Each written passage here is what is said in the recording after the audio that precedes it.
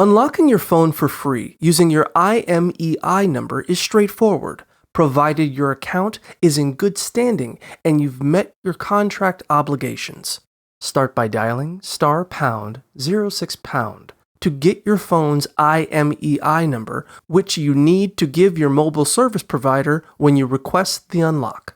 Once you provide the IMEI and other necessary details, your provider will obtain the unlock code from the manufacturer, which is typically sent via email. Follow their instructions to unlock your device, usually involving inserting a new SIM card and entering the unlock code.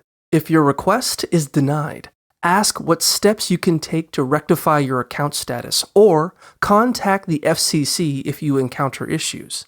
Lastly, if the unlock code doesn't work, verify that the IMEI number on file with your carrier matches your phone's IMEI.